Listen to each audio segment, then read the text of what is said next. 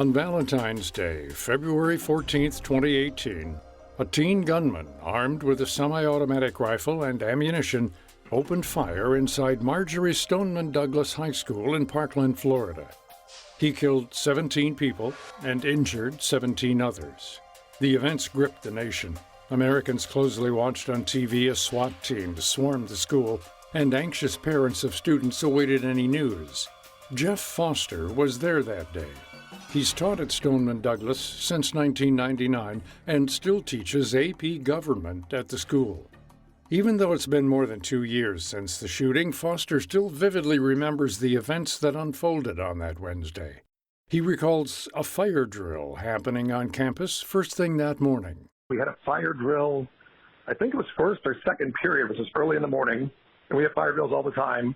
They're mandated by the state.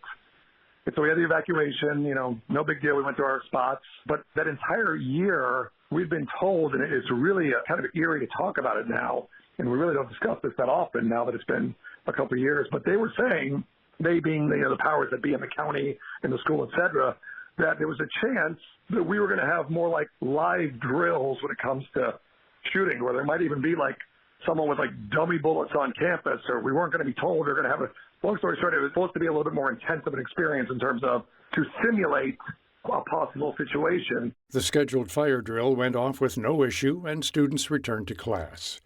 The day continued on like normal until the final hour of school, when the fire alarm went off again and gunshots began ringing out. Our school is a big school. It's spread out on a bunch of acres. We have a lot of different buildings. So my building was located south of where the shooting was taking place in a different building.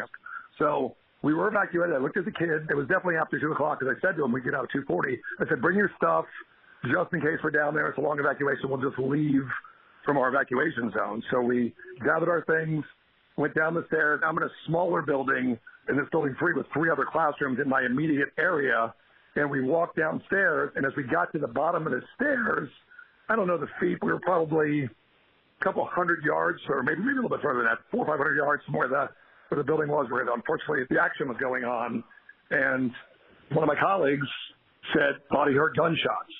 And at the time, as I stated before, we thought maybe it was just a drill, because we didn't know what was going on. We were just helping the kids out. So we helped them out.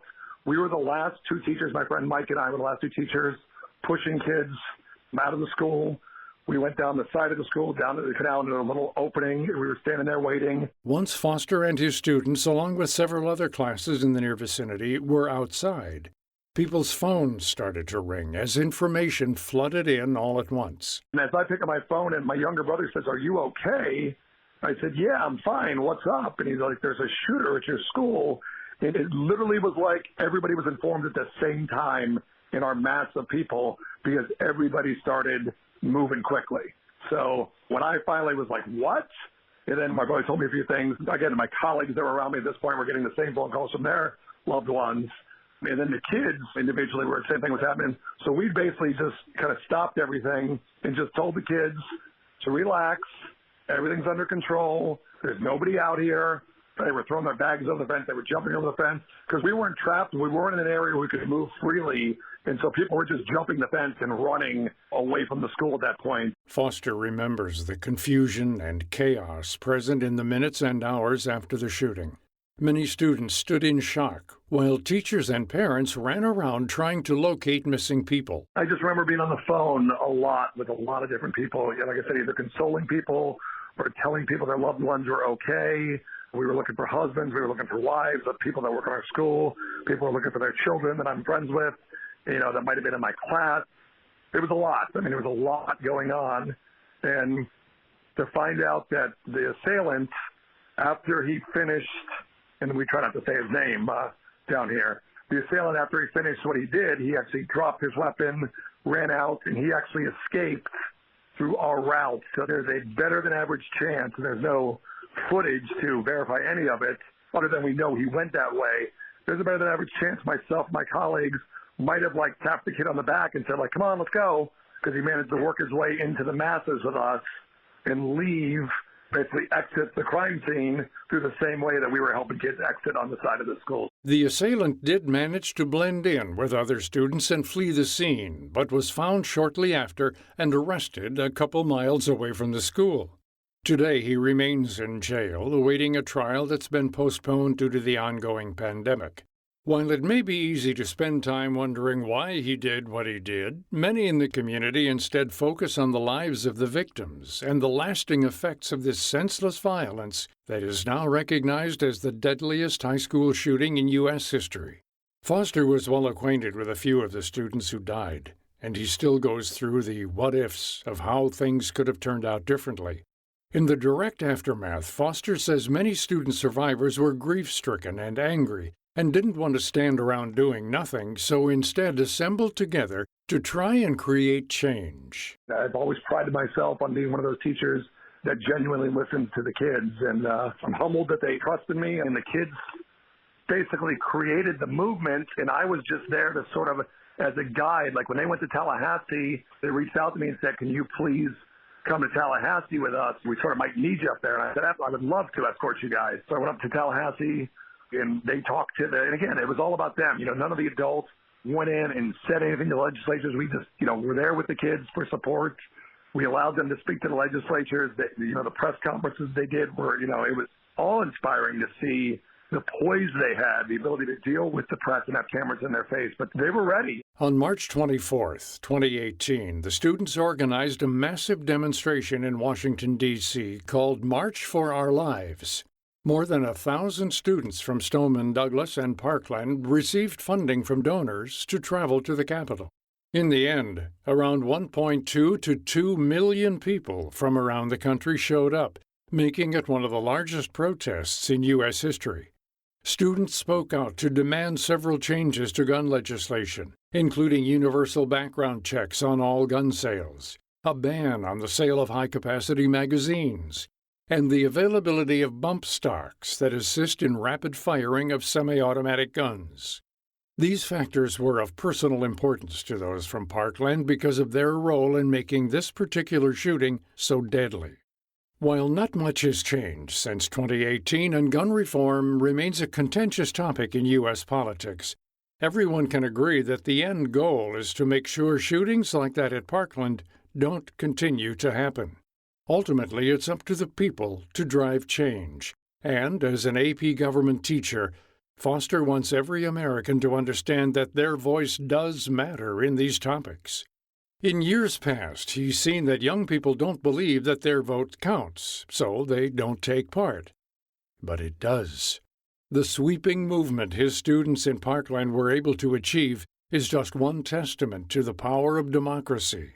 And this change starts with discussion on both sides of the debate. I teach them the basics of government, but I think that the best part of the class is trying to, mold future citizens that will partake in the process of being active citizens. And I think in terms of the excitement part of the program, I think they get really excited every year, and I do it multiple times. We have Socratic discussions about very intense subjects, whether you're talking about abortion rights or Black Lives Matter or, the Kaepernick kneeling for the flag a few years ago. And you got to be a little more mindful of those things now because of gun legislation, obviously what happened at our school. I still have kids that are pro-NRA. I still have kids that are pro-Second Amendment. And I obviously have a bunch of kids that don't want anything to do with guns. And those arguments or those debates, I shouldn't say arguments, can get a little heated. To bolster these conversations, Foster also recently wrote a book called For Which We Stand: How Our Government Works and Why It Matters, to help the everyday American better understand the system's inner workings. I want young people to be involved in the political process and not stand around and be idly on the sidelines. I want them to be, we have a participatory democracy, and it's time for us to participate, period. To learn more about this topic and our guest, Jeff Foster, visit viewpointsradio.org. Also check out his new book, For Which We Stand: How Our Government Works and Why It Matters, available online now. For more behind the scenes, search Viewpoints Radio on Twitter and Facebook. This segment was written and produced by Amira Zaveri. I'm Gary Price.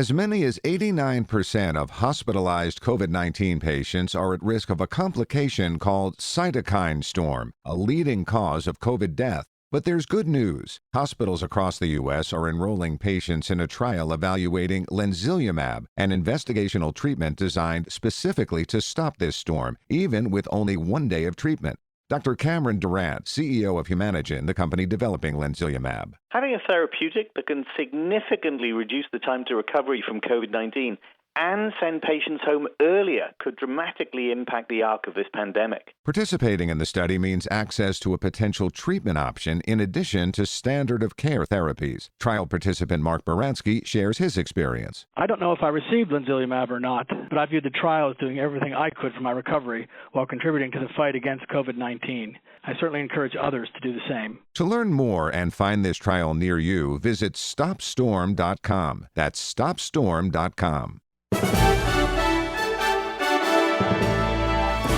And that's Viewpoints for this week. Viewpoints is a production of MediaTrax Communications. Follow us on Twitter, Facebook, and Instagram to learn more about upcoming shows. And find a library of past programs on Apple Podcasts, Google Play, and Spotify. Plus, you'll always find previous segments and more information about our guests at viewpointsradio.org. Join us again next week for another edition of Viewpoints.